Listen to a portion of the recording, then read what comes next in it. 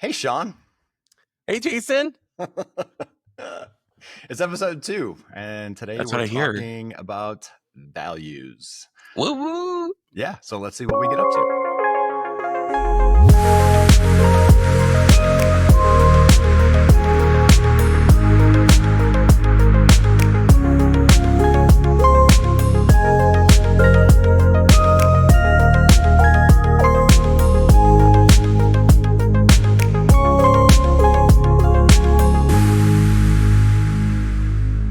Hey, everybody. I'm Jason LeCompte, and I'm a licensed professional counselor in Arkansas. I've been a therapist now for about 12 years. I started studying in Illinois and I've been practicing professionally since 2018 in Arkansas. I am Sean Millhouse. I am also a licensed professional counselor. I've been practicing in the state of Arkansas since 2009. Long time no see. Oh, yeah. I know. I feel like it's been not long. Yeah. This is episode 2 for us. And what I thought was funny is listening back to the first one, I essentially called out this topic at some point. Yeah, I thought that was just kind of funny. I mean, I think that's the hope, right? Is like, that's where we kind of go with this, is like what really hits us in real time to continue the dialogue in a natural way that really feels, just authentic, but also interesting for us and hopefully interesting for our people listening. Yeah. Kind of current, kind of relevant, but also, just a continuous conversation almost. Yeah. So just a quick recap. Our first episode was about connection. Yes. And during that, we talked a little bit about values and kind of like how we connect sometimes around shared values. So I thought like this would be a cool extension or a useful, like kind of like secondary way to talk about that. So values work comes up a lot in the work that I do with clients. And it's been really, really seminal for me in my life too. So what about for you? Yes. Like I really feel like, again, another constant stream in our conversations, I feel, is good old Brene Brown. She really emphasized like finding your core values, which I mean, there's definitely been a lot of work like in their acceptance and commitment therapy was also another branch of therapy that I've been interested in. And values is at the center point of that as well. And what I think is really important and interesting about this is there can be stigma around the word values, which I'm sure we can, describe to some extent because it can be related to religious stuff. And working with clients, I really try to help make that a secular thing for them to really be like, no, values are something we all have and we all just maybe don't realize that's the name for what we need to call them. Right. Yeah. The way I talk about it with clients sometimes, just to put it in basic terms, is it's the stuff that we wake up and spend our time doing and we don't even really have to think about it. Right. It's kind of like what we put our time and our energy and our resources into to make sure shows up in our lives. So that's the way that I like to just sort of, just as a cursory definition, right? A working definition. Like that's the way that I think about it. Yeah, I love that. It's totally like the gasoline in the tank of the car that we are. Like I'm I like that guy, but like seriously, because I think if you're not living your values, then you end up seeing your car doesn't work as well. It's more clunky and it breaks down versus when you're really aligned in it, there's something incredibly powerful and automatic about the whole process. See, I would take that metaphor and I might even extend it or give it another flavor, another technology. As long as we're applying it to cars, I would call it a GPS. Ooh, perfect. Yeah. So for me, it really is like, and that's again, another way that I talk about it with clients. It's kind of points us in the direction that we feel like we should be going. We don't always know where or when or how, right, to make decisions about our lives or whatever. But like when we know what's important to us and we set our sights in that direction, and then that would be the way that I'd put it. But I mean, I like the gasoline. No, I think both of those work, right? Because it kind of goes back. I'm going to probably mess this up, but it's that whole idea of like, if you know your why, you can get through anyhow. And And so have you never heard that before? No, look at Oh, you really? with the Yeah. cool So sayings. Yeah. I absorbed that. If anything, I I like that. think Jillian Michaels from Biggest Loser said that. So, and like, I was like, I mean, yeah, like Uh-huh. true that, but I mean, I'm sure she didn't coin that, Huh. but still, like, but then also, what your point is exactly about the GPS part of that is you end up getting somewhere you may not know where it's going to be, but like, if you are like using that as your GPS, as your compass, Yeah. then you are going to at least end up in the vicinity of something that's going to probably be worth your while. Yeah. Yeah, for sure. Yeah. Yeah. No, so yeah, so I like that. So what about like could you name, maybe talk about like a value or two that you have? Oh gosh, I mean forever. I was thinking about this, yeah, before we got started. I realized, one word that you used last time, and I think it's definitely one of my top 5 is curiosity. Yeah. I mean, as I get older, I realize curiosity can be so many things. It could be like just staying curious to learn. It could be about exploration. It can be about, yeah, just scratching an itch that maybe like you neglected to some extent. And also on top of that, connection has always been a thing because I think everything comes back to Yeah. needing to connect to things and to people, which we talked about all last episode. Yeah. And then the last one. So I think I wanted to show a little bit of range in my values is silliness. Because I was Ooh, thinking yeah. humor is great. I love that. But like I personally like I live for silliness. To me, it's what gets me through the hard times. It's what helps me feel like a kid again.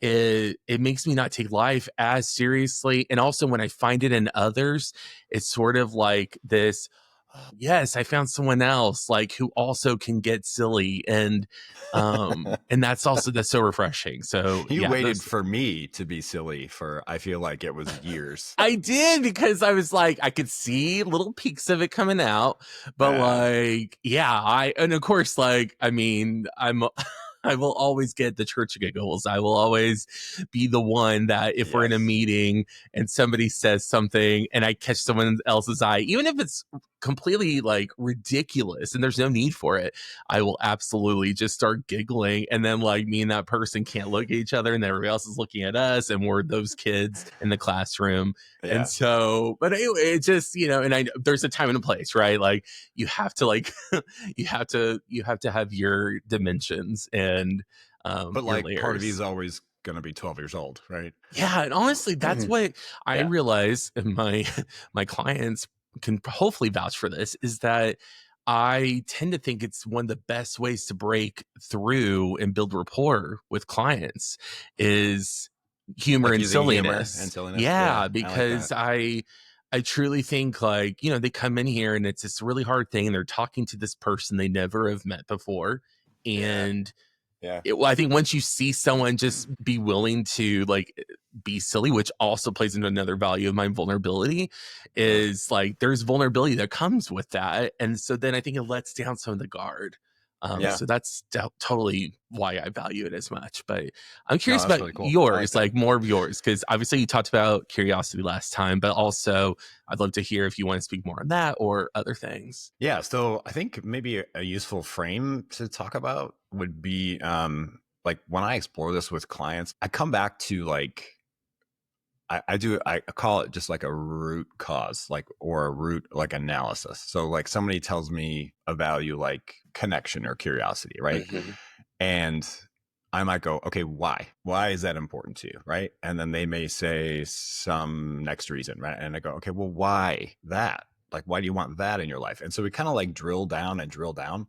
And the frame that I use for this is what I say to most of my clients. I say I don't subscribe to a ton of universals, but there are three that I kind of come back around to for every adult on the planet is we all need to be safe and we need to feel loved and we want to feel seen, the intimacy piece, right? And so when somebody says connection or curiosity, right? And we drill it down and we find out that it's about relating closely to other people, or humor or silliness, like you said.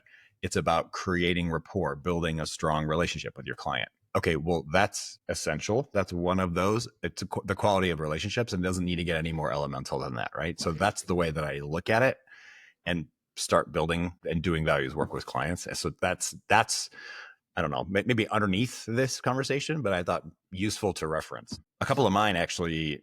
So for people who don't know, I have actually them tattooed. I have five of them. They're like filled into these little branches here, these roots of this tree on my arm. But they spell the word beach, Beach, like the first letter of each one.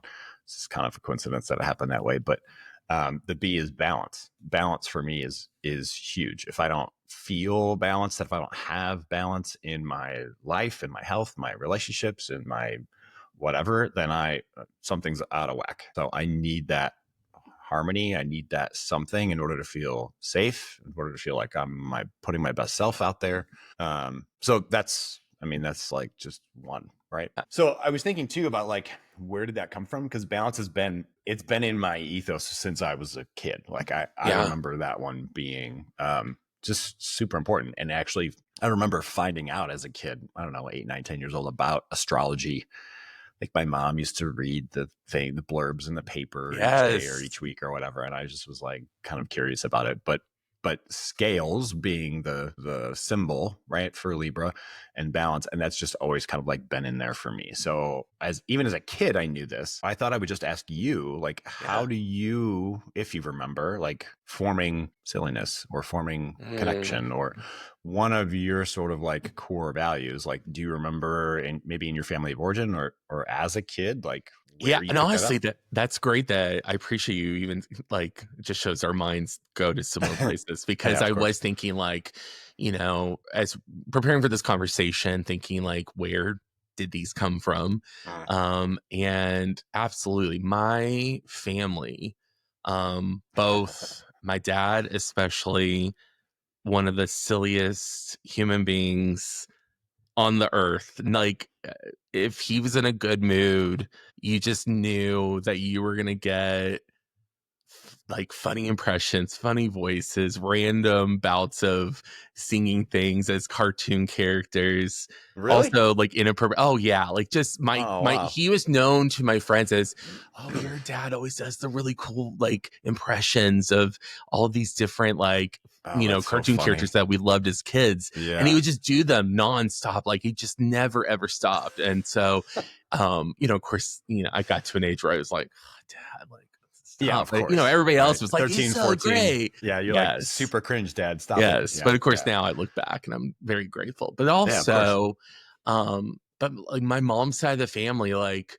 when you walk into one of our family gatherings, you will just hear uproarious laughter all the time, all the time. And it's, I mean, obnoxiously loud, but also like deafening, even for those of us who are normalized to it. We're Uh-huh. like, oh my gosh, just think everybody just wants to have a good time. And like observational, like maybe that's another piece of it, is like, I think a lot of humor, especially that I appreciate, is observational humor. And my family definitely, like, they can pick out little details, like when they tell a story, like, oh, and this woman was wearing this weird outfit and then she made this noise, and like just all these things that are just everyday normal things, but like it was just silly, like just because you Sure. also know Sure. you can be in that and do Yeah. that. Like we're all freaking weird. I've never known any differently. So that's Yeah. absolutely where that kind of silliness has come from. It sounds like it was like a real point of connection in your family, Yeah. of relating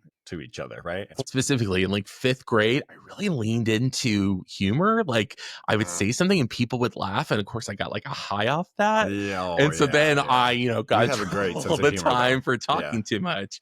Yeah. And so anyway, yeah, I think that's another thing. It has felt like when I use that value, I get further in my life, or I improve my circumstances in some way. Yeah. It's just sort of automatically important to you. And so you don't even have to Yes. be intentional about it almost, right? It just sort of happens, comes out of you because you know how important and connected you are to it.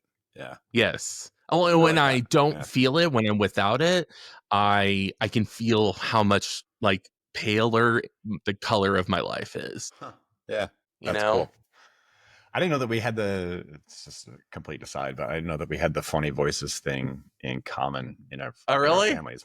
My dad less so, but my dad's brothers, like my uncle Greg was huge. He used to do a Donald Duck impression that would just Yeah. all the grandkids, right? We were all little kids at that time, but it was hilarious whenever we would have. Yeah, that's pretty funny. Cool. Yeah. Yeah, so obviously, like, values start in our families of origin. It's kind of I'm actually like I'm no longer religious. I mean, you know that, but I grew up in the Catholic Church, and I'm actually like grateful for some of the things that I learned in a family that had religious values. I feel like it gave me a base sort of set of values to start from. And then Absolutely. obviously as I got older, I could sort of pick and choose like which ones were working for me and which ones weren't anymore. But yeah, I mean, having a strong family, having a strong set of values to start from, I think is really important. And then also adapting them kind of as we go. Right.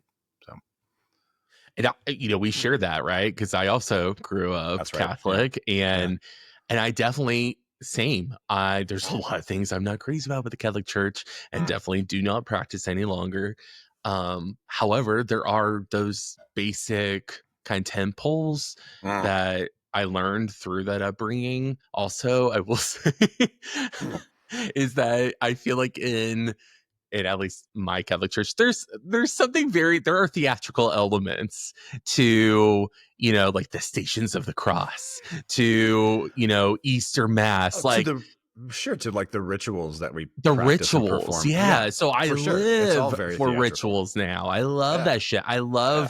I love the making something really feel special. And so like that also, like that's sort of an inadvertent thing, but also Mm. I do think it's about like honoring things as more than just like a passing moment. But and then again, like, love one another.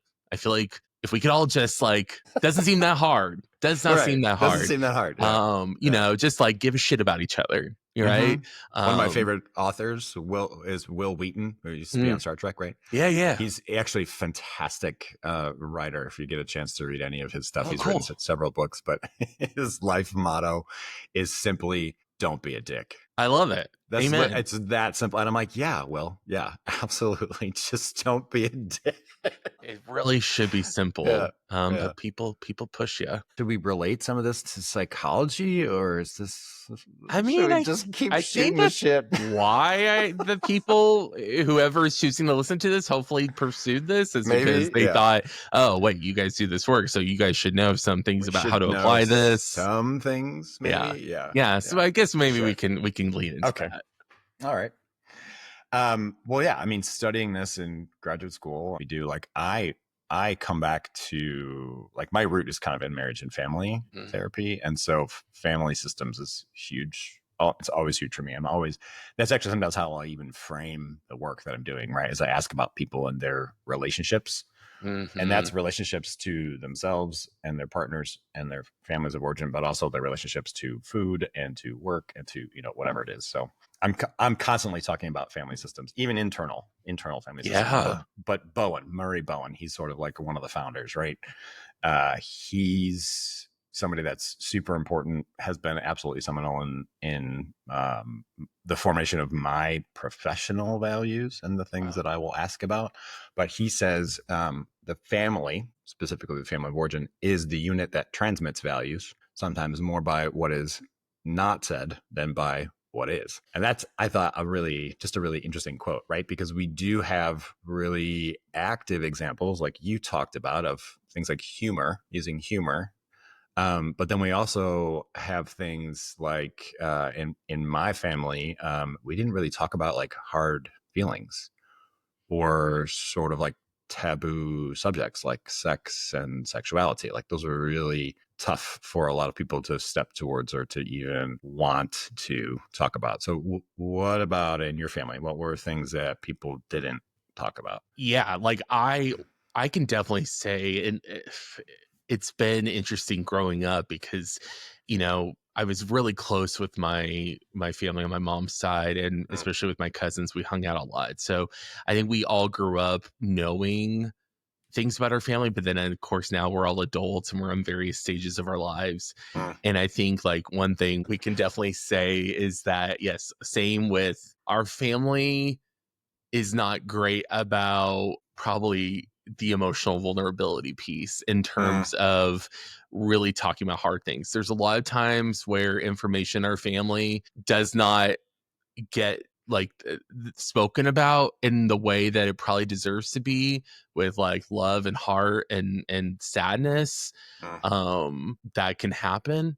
So then things end up being miscommunicated or end up being like, "What? I didn't know that happened." And so to me, like that's I think our family's getting maybe a little bit better. I think generationally, like this my generation of Yeah, family yeah. is trying to change that and having more of those real conversations. And maybe my mom and my other family members engage with that without the kids around, which is totally fair. But like, I don't get that vibe. But overarching, that was definitely that vulnerability was not necessarily a given. Do you remember like when you started to question that value and maybe form your own, like maybe towards adulthood? Oh yeah, I think especially going to college and learning things, especially in school.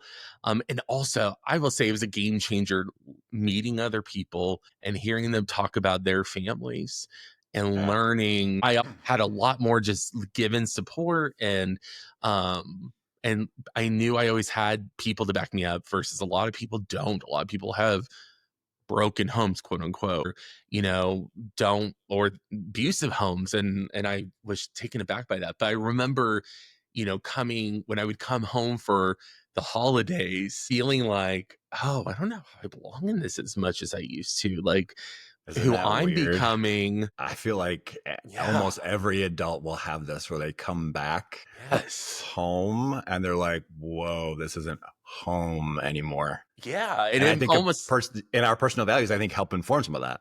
absolutely. Yeah, Yeah, it's kinda it takes you off guard. It it took me does. off Yeah. guard, Oh, yeah. right? Because, like, I'm like, "Why is it now awkward to talk to you in a way?" But, like, I definitely realized I like to go and talk on a deeper level. I'm all about having those, like, things up front, you know? I love having a great, juicy conversation. And in our dynamics as large group in our family, it was just, haha, funny, sports, that thing Yeah. in the news, like, and also nostalgic. I feel like that's something that my family did a lot of too, is going back and talking about old memories and remember we did da, da, da, da," Yeah. like when we were all together, which is great, but at the same time you almost become a little too past focused. And so like it was Kind of like I feel glorifying the old days yeah, and can be also it being become like, too much. Yeah. are we creating the new memories? Are we still like Mhm. living as if there's still all these new things to build to come? So, how about you? I think peers, like growing up, I remember not really feeling like church was going to be for me, like as an adult, but I also remember as a kid, like I think I found humor useful as well, but it was my peers. I think is when I really started to right sixth, seventh, eighth grade, somewhere in there, right, middle school, junior high, whatever you want to call that. Um, that's when I started to like I remembered that like my taste in like music and movies and stuff like that was developing, and it was becoming different from my parents, and so that's where I started to I don't know if question my parents' values or taste, but that's when I started to notice that there was a difference, right? That I was my own Mhm. person, and that maybe some things were going to be more important to me or more enjoyable to me than it would be to my parents. Which you want to bring it back to psychology, like that differentiation. That's an important part of Yeah. growing up, right? Becoming your own person. But I mean, that's probably my answer, right? That's when I started to notice that my values were going to be different than my parents. Yeah. I don't think I would put it into those terms though. Like I don't think I really put it into the term value until I will sometimes tell clients about this. A management training course that I went through when I worked for Starbucks in another life. They kind of like whole other career path, but they put me through like a management training course, and part of that was identifying our values and then setting goals based on those values. And I bring that into psychology, into work with my clients. What's funny about that is that actually derailed that career for me when in retail and food service management, like them teaching me how to identify my own values and set goals based on them. Like 5 years later, I was no longer in retail, which is really kind of funny to me, but That'll yeah, do it. yeah, Yeah. just the irony on that. But so yeah, so for me, like that's when I felt it starting to shift, I think, was just as a young person, just knew that it was different. But then also as I started to define them for myself as an adult, like that's when they really started to gel. Yeah. Do you think your family could see that happening as it was happening? I mean, I'm not a parent, so it's hard for me to say with any certainty, but I imagine like my parents are both they were both pretty aware of their kids and how their kids' personalities were all different, and their interests were different, and so I'm sure they noticed something along those lines. But But they didn't if I don't, like they didn't communicate that to you necessarily. Like, I don't think oh, we so. Like witnessed that different. I don't know that they even would have said the word value, maybe in a religious context, but not in terms of a societal or just sort of like you said, secular context. I feel like it really just was more of a personality trait than anything. Yeah. It's actually interesting that you say that, because generationally, I think we define this term differently. Yes. And we see it a lot at play in politics these days, but also I know in my work, talking to like people in different generations, right? I've had a couple of people who have been older than me, like in the previous generation, boomer generation. I've had several people in my own generation, and then obviously lots of younger. And the way that we talk about values, or like what we value, like there's been an absolute like evolution. Have you seen the same thing? Oh, Yeah. for sure. For Yeah. sure. It's a lot of, maybe helping people relearn how to identify it for themselves. Yeah. You know? Yeah. There's been, I think, historically maybe an emphasis on like milestones, right? Like it used to be that you graduate high school and then you get a job and then you meet your partner and then you get married and then you have kids and then and those are sort of like the societal values that everybody was supposed to. I remember, because those were basically like thrown in my lap and it was like, here's your path. And I was like, hold on a second. That's not working for me, right? I think that's what happened to me in my mid to late 20s when I went through that management training course. Is I was like, something's not working, and this is helping me figure out what it is. Yes. And so those milestone things, like generationally, I think they've changed, and our attachment to what milestones are supposed to be are changing too. Have you seen the same? Yeah, it's hugely different. Like, Yeah. I think such a big piece of, like you were saying, I remember for the longest time, and I think societally, I just, from television shows to also witnessing other people growing up, like you were supposed to be a full ass adult by 25. You were supposed to be married. You were supposed to be like, I had a Excuse my great French, job. That You were supposed to have this house. No, dude, no. You were supposed to have all these things. And so when I got 25, like that was when I started my first real job in my career in counseling. Yeah. And so I was like, okay, well, I got that going for me, but I got none of the other things. So there was a major, like, kind of existential, oh my God, I'm behind. But luckily, thank goodness, time has drastically changed those expectations and values. But some people still, I think we see it in Arkansas, in Northwest Arkansas, still, is that there's a lot of people that get married so young or have kids really young before they even know themselves.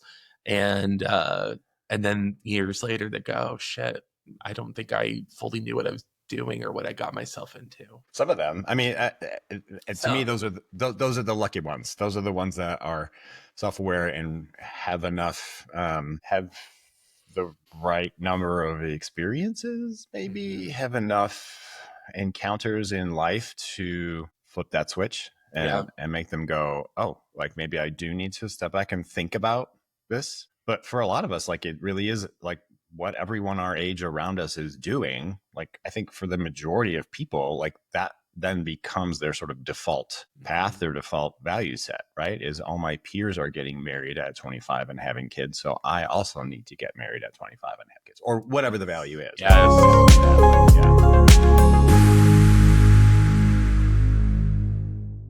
Hey there, podcast friends. This episode is brought to you by the Bentonville Counseling Collective, where growth, healing, and connection are more than just buzzwords. They're how we do life. Whether you're navigating big changes, working through past trauma, supporting your child through play therapy, or looking for LGBTQ plus affirming care, the Bentonville Counseling Collective offers a welcoming space to do the work with therapists who genuinely get it. And if you're local to Northwest Arkansas, come meet us in person at our Community Wellness Fair and Open House, Friday, June 20th from 2 to 6 p.m. We'll have games, prizes, snacks, art, and a variety of local organizations you can learn from and connect with. It's free, it's fun, and it's for everyone. Learn more at BentonvilleCounseling.com or follow us on Instagram at Bentonville Counseling. Now, back to our episode.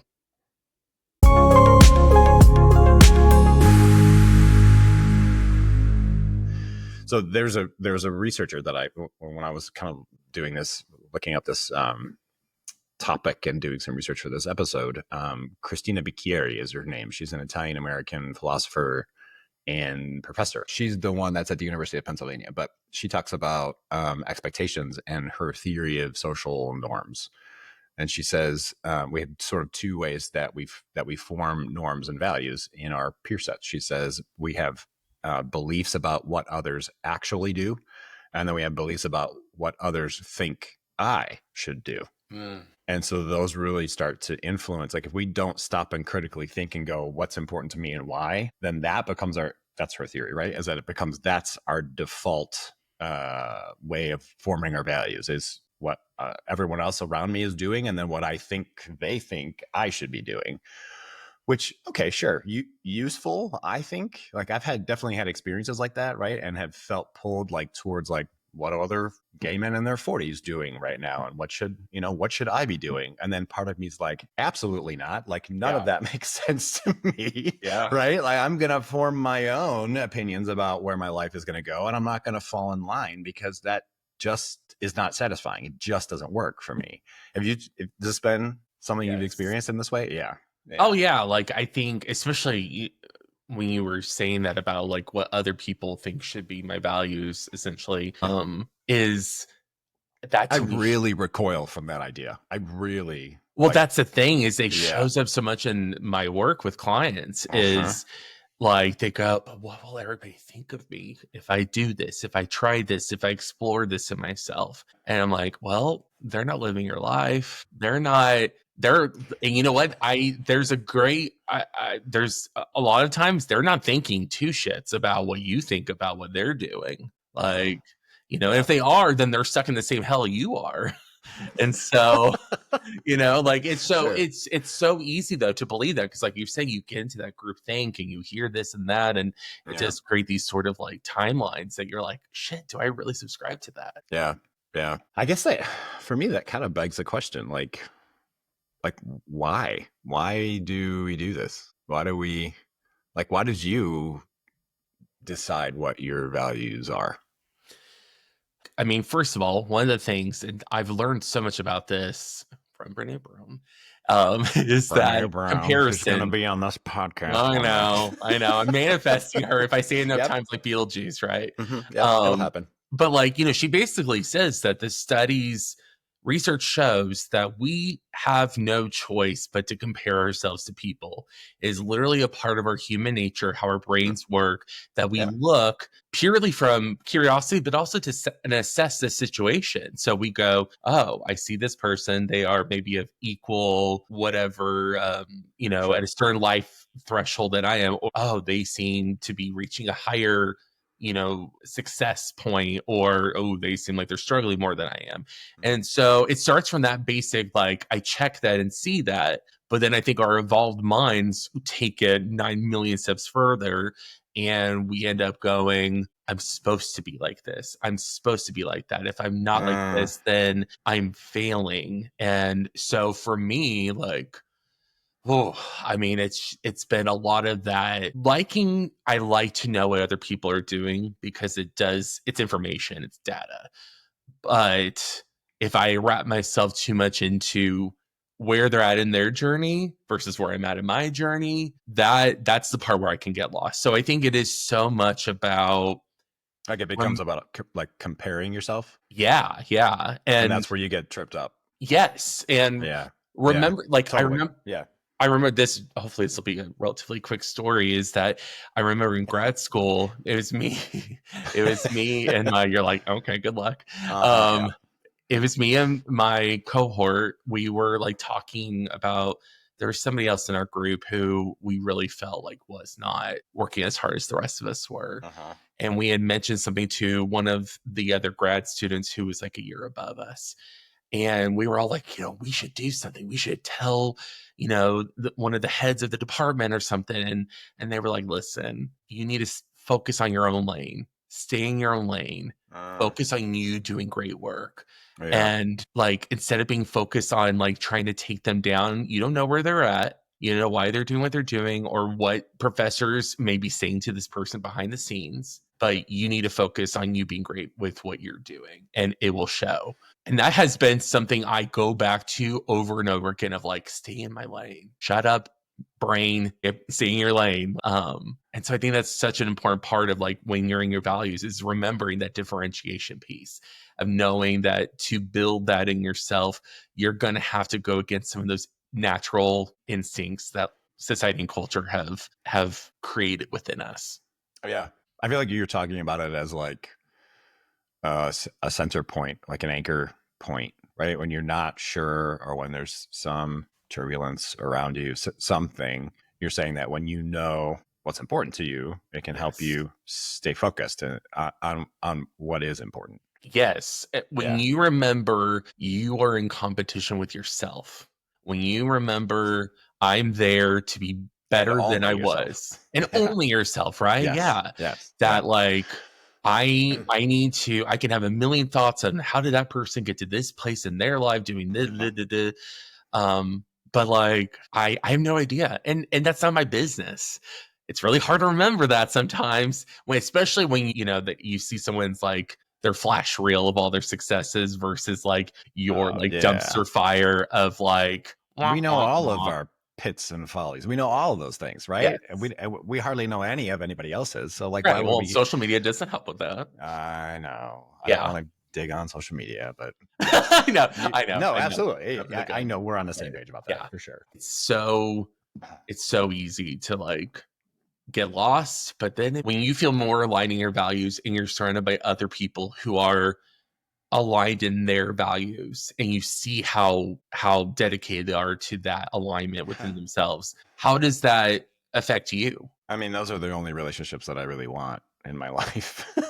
If I'm being honest and maybe a little bit selfish, right? I don't really want to hang out with people who don't know themselves, don't know what's important to them, don't know what direction their life is going. Like it feels at 48, like I meet somebody who's nothing against people figuring this out, right? We all have our own journeys, but I meet somebody who's 20 years younger and they haven't done this work yet. And I'm just like, you are a mess, bro. Like, again, right? Like no judgment. This is truly a journey. I was also a mess at that time, right? Correct. But it's just so apparent to me now that when I meet people who have done this work, they are centered, they are grounded, they are focused. It doesn't even, honestly, dude, it almost doesn't matter if their values are very different from mine. I can still respect them as a person. We may not be able to be friends or have a close relationship based on some of those values, differences in values. But I mean, I am perfectly can respect them as a person, knowing that you can feel it. It almost emanates from them, right? That groundedness, that intentionality. So for sure, yeah, that's it's funny to say that way. Like, I don't want to be friends with messy people, but like kind of at this point in my life, like I don't want to put a lot of time and effort into those relationships because it ends up feeling like I'm trying to fix it or guide them or do the work for them. Yeah. Yeah. want that in my life either. I didn't have kids for a reason. Yes. And I know, like, just yeah. to clarify too, I don't think you're saying, hey, if your life is in a messy place, that I won't be friends with you necessarily, but just saying how well you 100%. know yourself and your dedication to your work on yourself, and like not just getting stuck and staying stuck is important. Yeah. It helps. I mean, having these things clear defined, I think, helps us again know who we are and what's important to us. Like that's the essential sort of the element to this whole topic, this whole discussion. But it, like you said, like it can keep us anchored when we're not sure what's going on or when things are stormy. It can reduce the conflict in our lives. It makes relationships feel like deeper and more authentic to me. Like there's every reason that this particular thing, the reason I like the main reason I wanted to bring this topic was it was life changing for me. Like really figuring out what was important to me and what I wanted to do. It got me out of what felt like kind of a default career path in retail management and food service management, into a degree or a career path of actually helping people. That to me, when I came down to it, like that felt to me to be the most satisfying way to live my life. And I mean, I can honestly look back at the last 12, 15, whenever that was. I was 15 years ago. I jumped into graduate school, but it was even longer than that when I started to shift out of retail. I can look back at the last 15 years and go, I absolutely love what this work did for my life. Like this was foundational in my life becoming more intentional and more satisfying. So yeah, I mean, I guess that's the whole reason. That's great. Yeah. That's really cool. All right. Well, since I got to do it last time, bring up the surprise topic. Do you Surprise! You have one today you want to bring up? I do. Okay, So great. Yeah. I was thinking I want to give you two options. So I'm going to give you two, and you can choose which one you want to answer. Okay.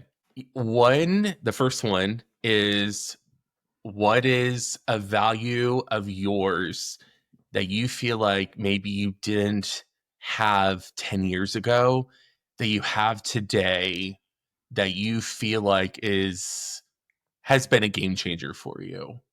That's the first one. The second one is, I wanted to hear your thoughts on what do you think as the collective human race, if more people adopted fill in the blank value, our world would head in a better space and place. Whoa. I went both micro and macro. Wow. Yeah. So, no, I love it.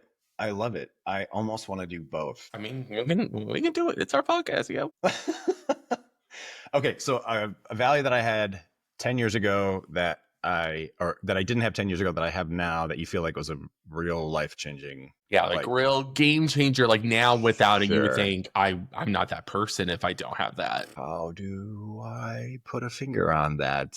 I mean, I can, thankfully in this moment, I can name like the top 7 things that I would have to go after, but I've probably embraced authenticity in the last 10 years even more than I had in the previous 10 years.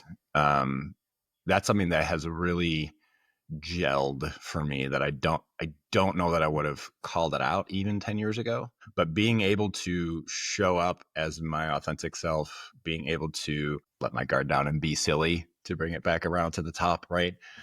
To not apologize for using big words and when I'm having a conversation with somebody, to really just show up, right? I'm showing up exactly how I am. I know who I am. I'm not apologizing for it. If you don't like me, get over it or get out of my life. Like literally have no space for anything else, right? That to me is probably the biggest one. I was going to say, when you said it, Yeah. the unapologetic part, I was like, everything you're saying is unapologetically like living. Yeah. It's super important to me. Not just super satisfying, but to see how the people in my life show up differently when I am myself, to see how my life shows up differently, opens up differently when I am like really deeply, purely myself is magic. Like it's magical. It is. So this particular one, yeah, that's I would have to say that one for sure. Oh, that's a great answer. In terms of the human race, let me solve problems for the world, Yeah, Sean. solve it for the Great. world. Yeah, No that's biggie. awesome.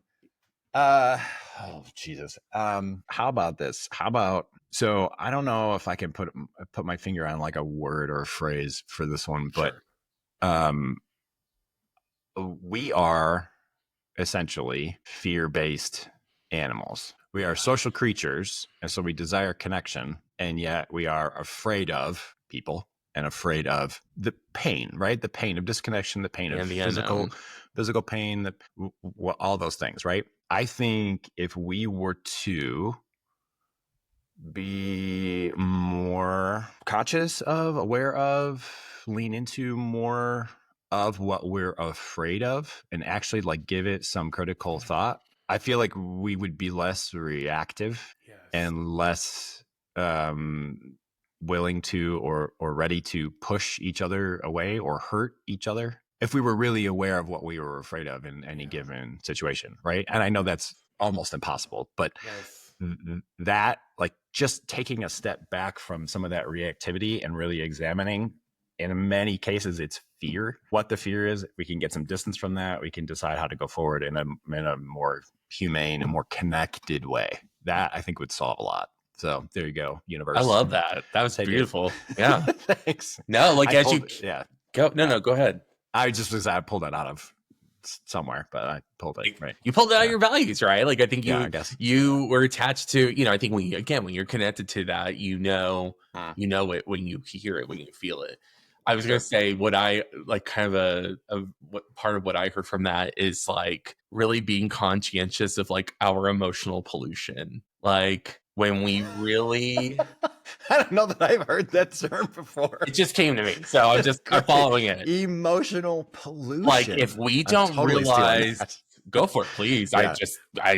No, you heard it here first. Yeah. I love that. I just think, the idea that we have to have that awareness of what is my fear? What are my doubts? What is the unknown that is making me go, I have to reject all these things that could make me feel something outside of comfort. And then that can produce that emotional pollution of just shitty vibes and an inability or choosing. I don't think there's a true inability, but deciding you have an inability to hear and listen and do better. Yeah. I like that. That's really good. Oh, what about for you? We get to turn for the tables. Both? Well, I pick and choose. Okay. Let's see. 10 years ago. So 10 years ago was 2015. Again, this is where I don't know if this is. I guess it's a value. Is truly who I am now. Self-love was so foreign to me 10 years ago. Wow. Honestly, that's even within the last 3 to 5 years. It's been something that obviously I practice it. I've heard it. I've tried to I thought I was modeling it, but like I think I didn't know how, and it's because of my own work and exploration and being around other people who I could tell like really, really love themselves. It really was a game changer when I really started looking at myself as someone to take care of, as opposed to someone to fight, someone to feel. That's gorgeous. I love that. Thanks. Oh, thanks. Sorry, that's just sweet. But yeah, like I feel like that's it comes back in my work with clients now all the time is like, if you don't give a shit about yourself, if you treat yourself like the way you're talking about yourself right now, how can you be surprised how miserable you are? How can you be surprised how sad, how disconnected you are? And so now that I do that, now that I have that, like, believe me, it's like every relationship. That's what we have to remember, is remembering our relationship with ourselves. If we don't continue to feed into it and check in on ourselves and do things that keep us growing and healing and thriving, we're going to lose sight of it. Just like every other thing, when we stop doing it, when you stop working out, when you stop showing up for people in your life, like, you can't be surprised when the result is you have less of those things. So It's I really almost try to prioritize cliche, that now. right? You can't love other people until you love yourself, but it's And I really used to hear that all true. the time, right? Like, Sure. especially, like, I know RuPaul is definitely like one of those who says it all the time. Uh-huh. And like, I always wanted to do that. And I remember even like hearing it in magazines and books about people being like, I had to do some really, really hard work to actually do that, to actually get to that place of like, oh, no, Yeah. wait, I really love myself. Like, and for Yeah. me, like, I think I knew it when like the thought of me doing things to myself that weren't for the best, it made me emotional, because it made me realize, oh my God, I'm hurting this person I care about. It just now happens to be me. And God, like, that's so powerful. I really love hearing you say that. Like, it's oh, such an awesome reframe. Seriously. oh, thanks. Yeah. So Yeah. like that's yeah. And again, it takes work and it It takes does. Yeah. diligence and consistency and Yeah. and deciding. It's a decision every day, throughout the day. So that's the Wow. first one. The second, you know, it probably isn't gonna be too much different from yours, but if there's one thing that I feel like the human race, if we could truly be able to listen, I think we live in this world where there's all these like gotcha moments of, I'm thinking about what I'm going to say next before I really listen to what you're going to say. Yeah. And even what you're saying about even saying, I'm willing to hear what I am saying and then actually absorb that and go, wait, do I actually feel okay about those words that I'm saying? So not only listening to ourselves and the noise, again, that emotional pollution, but then also other people, like that to me comes back to everything that, you know, is what made, you know, me want this podcast to exist, is like for us to engage and listen and to sit and not rush. And if we don't understand, we keep trying to until we can go, hey, that might not be for me, but like, I get it. I understand it. And I don't think we do enough of that collectively as a society to Yeah. really sit there and go, I get why that person made that decision.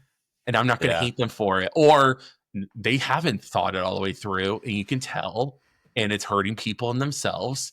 And it will come back to them. And Uh-huh. that's also really hard. But like, you know, to try and do that gently isn't always easy when things are when things that are being discussed are really important topics that, you know, impact a lot Yeah. of people's lives. There's a quote.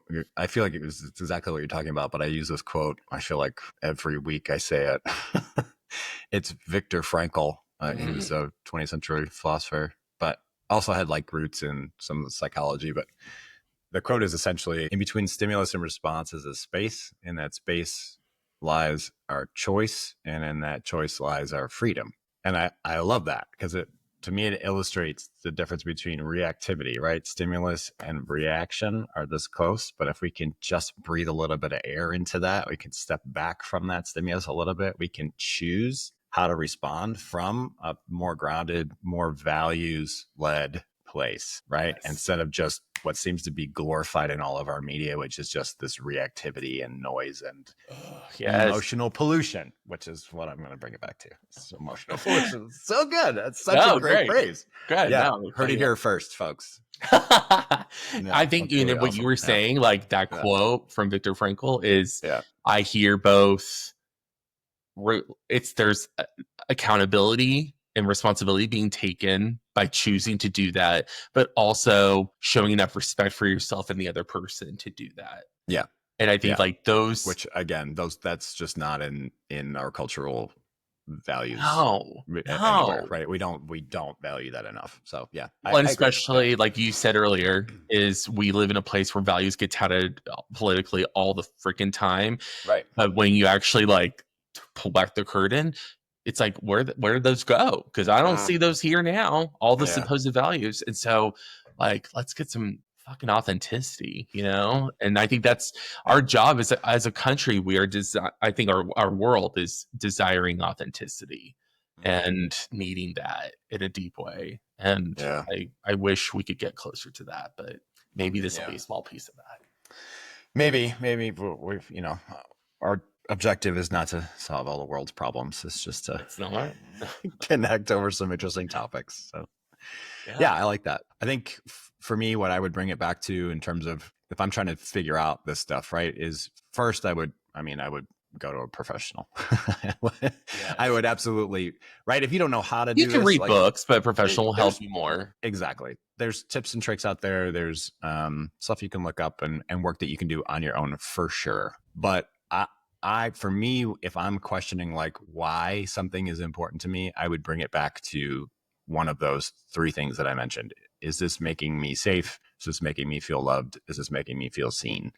Right? Is this adding some sort of like elemental quality to my life? That's how I will figure out like what is important to me. Because if you don't stop and look at it and put it through that lens, I think then it can just be maybe it was landed in your lap from your family of origin, right? Maybe it Yeah. was given to you by your peers. Maybe you saw it on social media or in a movie and you were like, that's who I want to be now. And you're like, is that really working for me, right? For me in my life.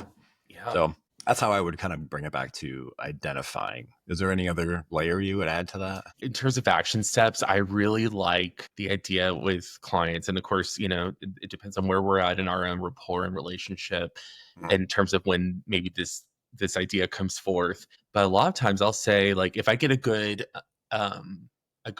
feeling of like who are their most important people in their life, the people that come up the most, who they say they feel most supported by, that really see them, I typically go, well, if you're not sure of your own values, maybe you should ask them what they see in you, so Oh, that it's I not like about that. saying, hey, I subscribe to what they say, but going, oh, does that sit well with me? Like, Yeah. what if someone says something about you, you're like, oh shit, they think that that's one of my values, Yeah. and that might make you go, well, wait, I want to make sure I am actually living in my values. So it's important to identify those people. Maybe it's 5 people in your life where you truly feel like this person will be completely real with me. They love me, they care for me, they see me, and I am willing to like build that bridge to a deeper conversation by talking about something like this, and even asking them, what do you think your values are? Yeah. And it can become this really rich conversation. But again, you can't just have it with anybody. You can't fake it. You really need to make sure you have some foundation to have really rich conversations. And therapy Yeah. is definitely a great place to learn that if you don't already have that. Yeah. Yeah. Somebody that you trust whose opinion is sound. Yeah. I feel like you did that for me, to me. In this past week, you noticed that I feel consistent, I think was the word that you used to you, and asked me if I've always been that way. And I'm like, I don't think so. And I don't actually think I'm very consistent, but it's apparently embedded somewhere in my values, right? Yeah. To show up in a consistent way or in a regular way or to follow through on things or whatever it is you noticed. I wasn't necessarily soliciting, but it was appreciated, right? That you noticed that about me, and it does say something about like something that is important to me, right? As Yeah. being, I don't know if I would use the word consistent, but like being true to my word, right? Yeah. Or showing up when I say I'm going to show up, or things like that, right? That to me feels important, like an important way of living. So it's in there somewhere. Yeah. Yeah, yeah, And what made me ask you that question, we were just talking about different things, was curiosity. Because I was yeah. curious to Nice. know, Yeah, hey, I'm seeing these cool things in my friend, and like, how is he doing it for himself? What is his mindset? And so yeah, you mentioned that, and I wanted to follow up. So again, I think that is where it leads you. If you go, these things are important to me, these values, sure. just living in them truly does, like you say, it opens doors, it opens conversations, and Yeah, it does get you closer to yourself, to other people, and honestly, hopefully to the life you want for yourself. yeah, yeah, for sure. I Like, like oh, that. That's really good. I guess something that we didn't do last time, but maybe we could do going forward is inviting people to comment or to email or to yes. send us like if you've done important values work, if you have something you want to contribute to the conversation, if you have tips or tricks that you feel like would be useful, we're always open to, respectful conversation building input. It's definitely, I mean, you'd agree, right? We would welcome Yes, that. yes. Yeah, for We're all sure. about the dialogue. That's the hope of this, Yeah. right? Is No, yeah, I what like it. happens Yeah. beyond just us two talking is hopefully people listening. Hopefully they want to engage back and also with other people. So before we wrap up, maybe we'll give a little teaser of I think what our next episode is going to be. It's Yeah. the one you picked out. What are you calling it? I'm calling it, our episode is all about adulting. Adulting. I feel like that's a very millennial term. I feel like millennials came up with that as a verb, but Yes. also very super relevant, like all different kinds of ways to adult. Yeah, and I'm curious about generationally, how do people talk about the experience of becoming an adult, sort of the myths about it, the things that have maybe fucked us up, but also how do we cope with it? How do we do adulting here and now, 2025? So that's next episode. That's going to be a really juicy conversation. I like that. Yeah, can't wait. Cool. Yeah.